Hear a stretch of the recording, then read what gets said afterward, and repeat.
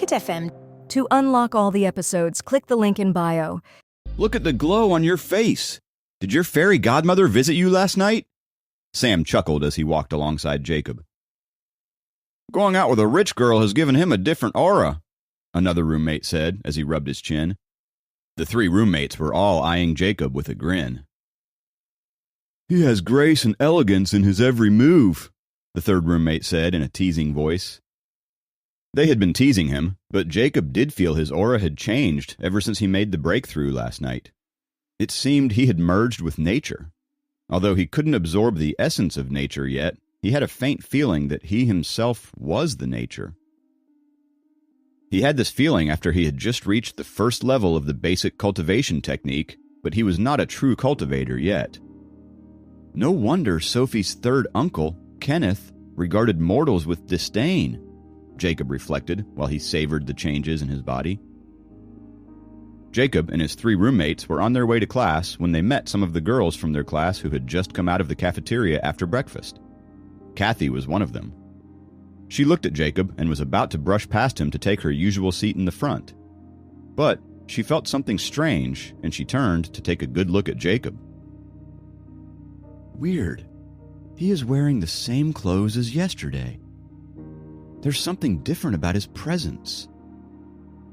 Kathy was a little confused by his appearance. She brushed away her thoughts and shook her head. She continued walking toward the class. Kathy looked at you twice. Have you two been seeing each other? Sam asked Jacob with a wink. Jacob snorted. How is that possible? In his heart, Kathy was not only the class president, but one of the most popular girls in the university as well. She was way out of his league. Besides, he was engaged. The roommates walked into the classroom just before the class began. Taking a window seat to get some fresh air, Jacob dug out his study material and started to get ready for his tutoring session with Sophie. Why didn't you reply to my text yesterday?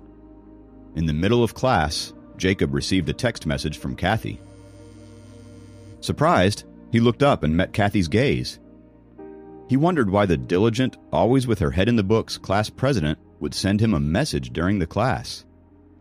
Hurriedly, he looked down and answered her message. You mean about the long-distance run? I got it. You are the only participant in our class, and only 6 have been selected in our whole major to enter the games. I hope you won't disappoint me. She sent another text message. All of a sudden, Jacob had a palpable amount of pressure. The biennial athletic games in the university was a competition held among all the students, regardless of age. The most athletic students, selected from the tens of thousands of students in the university, would compete with one another. It was a big show. Got it, Jacob answered the text message. He had been a renowned long-distance runner in high school, but he had never entered any inter-school competitions and didn't gain points for it during his university entrance examination. Kathy had high hopes for him, but he was not so confident with himself. Although he was fast, he had spent almost all his time playing video games after he entered university. It had been a long time since he had put any real efforts into practice. Thinking that was the end of their conversation, he was surprised when Kathy sent him another text saying, Did you get a haircut yesterday? How come I feel like you look different today? No, I didn't, Jacob answered. Then Kathy stopped messaging him. Jacob wondered if he had sounded uninterested. He was immersed in high school English practice questions. In the evening, Jacob again took the bus to Sophie's home. No longer a stranger, Jacob was not as reserved as last time. However, he still remained silent on topics about their family. After dinner, Helen declined Jacob's offer to clean the table for her and asked him to tutor Sophie. Reluctantly, Sophie followed Jacob up to the second floor. Giving it a day's thought, Jacob had decided to tutor Sophie according to the different knowledge points. Today's quiz focused on the most common topic in the high school English course, the tenses. Time went by quickly.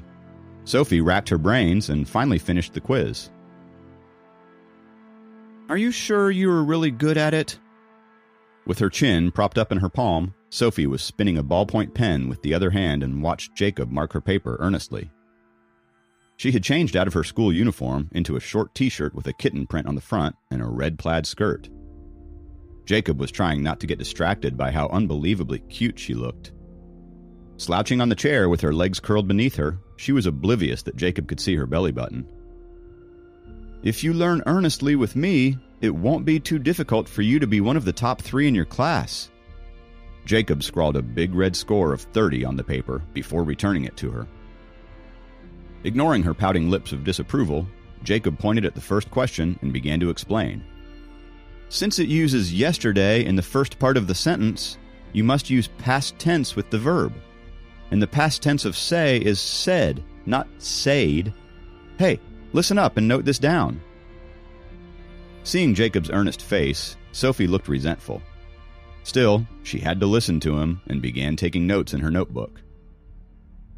Jacob had seen the books in Helen's studio and knew her English was excellent. He wondered how her daughter didn't pick up the language from her. At the end of the 1-hour tutoring session, the upper end of Sophie's ballpoint pen was almost chewed off, showing how much she resented studying. "Jacob, follow me upstairs." Dracon showed up by the door promptly after the study session. "Okay." Putting down the papers, Jacob followed Dracon up the small stairs into the studio. "It seems that you have broken through level 1, Dracon asked when they were inside the studio. "It seems so. I feel that my body has been unlocked." "Well, good job. However, the first level is quite simple. Today, I will teach you the next part." Dracon looked calm, without any signs of surprise or joy. Jacob sat down and listened to him patiently, wondering what realm Dracon had reached. Whatever realm Dracon was in, it couldn't be low. Jacob had never dreamed of flying in the sky, entering the earth, shattering the mountains, and tumbling the oceans. Saving his own life was his purpose.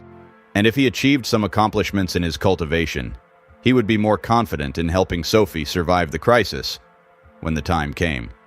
Of course, he knew that Sophie's family was trying their best to help him, though strictly speaking, Sophie had caused all this trouble. However, they would rather place their own daughter at risk than sacrificing innocent Jacob. That alone showed more wisdom and fairness than most parents could ever have.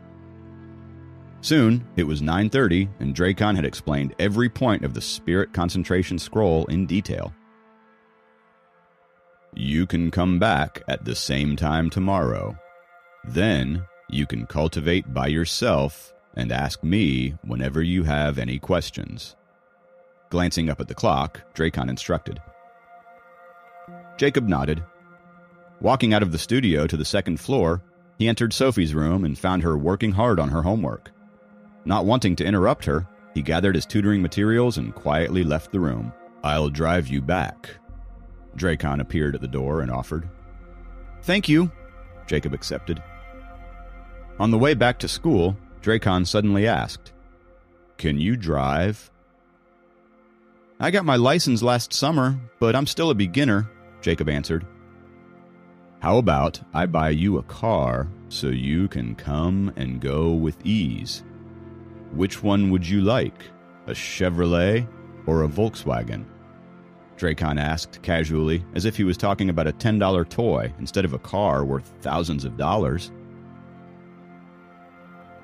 It's not necessary. I can always take a cab back to my college," Jacob said in a hurry. Dracon didn't pursue the topic. He drove Jacob to the dorm building in silence. "Okay, please tell Sophie that I have to participate in the athletic games next week and I'll have to practice. I'll resume the tutoring sessions next Tuesday." "Okay." Dracon restarted the car with a steady hand and disappeared around the corner. A calm father-in-law, a gentle mother-in-law, a willful young fiancé. What more will come my way? Inhaling deeply, Jacob walked into the dorm building. When he got into his dorm room, his 3 roommates were still out. Apparently, they were at an internet cafe playing games. Opening his backpack, Jacob was in the progress of reorganizing the tutoring material and saw that a big pig head had been drawn on the title page of his high school English test bank. A coarse nose, bulging eyes, droopy ears, and thick lips. On the side were the words, "I'm the pig-head owner of this sad book." Gazing at the caricature of the pig-head that was meant to look ugly, but actually looked a bit like him, Jacob chuckled. Please subscribe to the Pocket FM YouTube channel and press the bell icon for instant notification. Check out our channel for more such exciting shows. For the next 2 days, Jacob didn't tutor Sophie and spent his nights practicing long-distance running on the sports field. He wasn't expecting to win first place, but he didn't want to end up coming last either. During the first practice, he was happy to know that his running skills were still intact and he just needed to regain his form. The 400-meter racetrack formed the boundary of the soccer field, and as night fell, only 4 to 5 lamps illuminated the track. The field was empty and quiet. Regulating his breathing and steps, Jacob practiced alone. He had purposely chosen to run here at 9 o'clock at night. In 1 hour, the entrance of the dorm buildings would be locked up. The basketball and soccer players had already gone back to their dorms, and so he would have no distractions while practicing. Today, in optical signal processing class, Susan, regarded as the prettiest teacher in the university, was wearing a black studded shirt, denim shorts, and brown leather boots. She looked so gorgeous that plenty of students seriously considered asking her out. But she didn't even glance at anyone's direction, not even at Jacob, whose sudden visit to her office last week had caused quite an uproar. She remained professional during the entire class and did not talk to anyone unless it was absolutely unavoidable. Although Jacob knew they crossed paths in another world, they had returned to the normal world and continued being strangers to each other. In this world, she was a teacher, and he was like any other student. Though Jacob was sure that Susan must have gone to Elder Liam to talk about him. When Jacob practiced his form on the racetrack, his mind wandered a lot, and he couldn't stop thinking about his new dragon clan. Sweaty and lost in his thoughts, Jacob stopped abruptly when a basketball rolled towards his feet. He picked up the basketball and turned around to see where it came from, and he saw a tall guy approaching him. Looking at the strong build and the muscular physique of the guy, Jacob immediately knew that it was Michael. Wearing a white jersey, Michael stretched his brawny hands to take the basketball, and Jacob immediately tossed it towards him. Known as the most handsome and athletic student of the university, Michael was the president of the university's rock climbing club and the celebrity student who was even pursued by the most popular girl in the school, Lisa. Michael reached out and caught the ball that Jacob had tossed at him. With the ball safely with his owner, Jacob swung his arms and prepared to start jogging again. "Sophomore?" Michael said suddenly. "Huh? Yeah, I'm a sophomore." Jacob turned to face him. "I heard that you've also given your name for the 1,500-meter race?" he asked. Jacob looked at him cautiously, sensing a hint of hostility in Michael's voice. "I heard that you've been in the limelight quite a lot recently," Michael continued, while spinning the ball on his right index finger. "You think you're quite suave, don't you, Mr. Sophomore? Getting picked up by a limo and dropped back in SUVs. Acting stylish, aren't we now?" "Did I steal your show?" Jacob asked directly. In a snap, Michael stopped spinning the basketball and said, "Yeah, I'm pissed off by your blatant show of wealth." Though he remained low-key, Jacob was never afraid of confrontation. Getting face-to-face with Michael on the racetrack, he asked, "So, as a senior, you want to teach me a lesson, don't you?" Michael didn't answer. Instead, he asked, "They say Susan asked you to her office all alone. What's going on between you and her?" Jacob sensed an intense amount of jealousy in his voice. "I have nothing to say to you," said Jacob, and sprinted off to practice for the race. Michael froze for a moment, surprised that an ordinary sophomore would be so arrogant. He gripped the basketball tight as he scrunched his face in anger and looked at Jacob sprinting away from him. By the time Jacob returned after his lap, Michael was gone. Jacob knew he had attracted a lot of attention in the past couple of weeks, and the several limo pickups on campus made him look like a big show-off. More importantly, Susan's invitation to her office made the popular guys envious as the girls were now eyeing Jacob. The boys on campus had the feeling that the fancy cars were an effort on Jacob's part to woo Susan, and it had worked. This infuriated them a lot. After all, their efforts only got the attention of college girls, but getting a pretty lady like Susan to go out with them was a dream come true. While she didn't even glance in their direction, Susan seemed to show a great deal of interest in Jacob, and it ticked off guys like Michael. Jacob didn't blame them. Susan was attractive, and he would be head over heels for her too if he didn't know she was an inspector of the Dragon Clan. It was almost 10 when Jacob jogged back to his dorm. Sam and his other 2 roommates were engaged in a fierce card game with Ken from the dorm room opposite to theirs. Jacob grabbed his towel and took a cold shower. He decided not to tell his roommates about the confrontation with Michael. Friday passed by quickly with only half a day of classes. As most of the students came from localities nearby, the university was usually quiet every Friday afternoon because most of the students went home. Sam and the others didn't want to go home this weekend, and they dragged Jacob and several others from the next-door dorm room to a nearby karaoke. After singing till their throats went sore, they went to a hot pot buffet. They stuffed themselves with beer and meat before returning to the dorm room for a game of cards. The day went by like a breeze. It comforted Jacob that he had a fun and trustworthy group of friends with him, no matter what happened. They did everything together. Going to classes, skipping the classes, drinking, and feasting. Sophie's third uncle would never appreciate this kind of happiness enjoyed by mortals, Jacob thought to himself.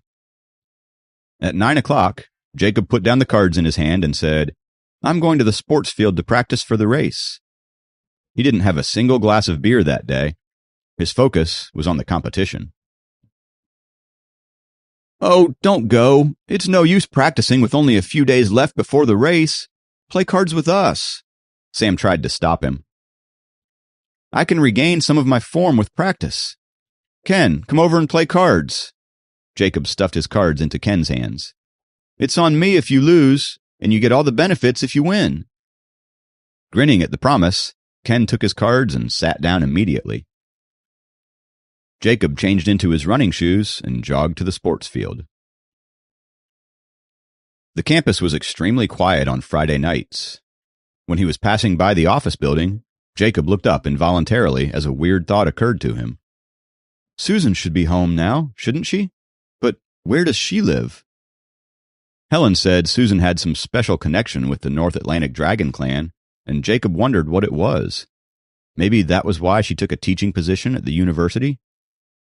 He was staring at Susan's office door when he saw 2 girls passing by, and when he met their gaze, they snorted in disdain. Every guy in college, more or less, was caught staring at Susan's office in hopes of seeing her. She couldn't be found anywhere else because she never lingered in corridors, had conversations with other teachers or students, or stepped in the cafeteria. Her unattainability made her even more desirable. Jacob left the corridor and reached the sports field. He began to run 10 laps according to his plan. He found that his stamina recovered faster than before, and he wondered if it was a result of the breakthrough into the first level of the Spirit Concentration Scroll. The dim lights extended Jacob's shadow while he enjoyed the vast sports field and the loneliness of the night. Circulating the energy according to the Spirit Concentration Scroll and savoring nature's essence, he regulated his breathing and steps as he ran at a steady pace. His clothes floated in the air. Jacob didn't realize there was a bright and calming aura around him when he ran. Every step he took was steady and firm, while a light breeze swam around him and swayed his clothes. The order of nature had unknowingly influenced Jacob, and each of his movements were as easy as a breeze. It was as if his body had become part of the 5 elements. After 10 laps were done, he decided to run for 10 more laps. Jacob was surprised that his strength had not diminished at all. He was practicing long-distance running, but he felt like he was strolling casually without any strain in his steps. "Huh? During his second round of laps, he suddenly had a feeling that someone was watching him from a corner. He looked towards the entrance and saw Kathy. She was wearing a long chiffon floral dress and was sitting quietly on a step a dozen meters away. She was watching him with a wide, expectant smile on her face. She looked so pretty in the dim lights of the field. Jacob smiled back and decided to approach her. Please subscribe to the Pocket FM YouTube channel and press the bell icon for instant notification. Check out our channel for more such exciting shows. Pocket FM. To unlock all the episodes, click the link in bio.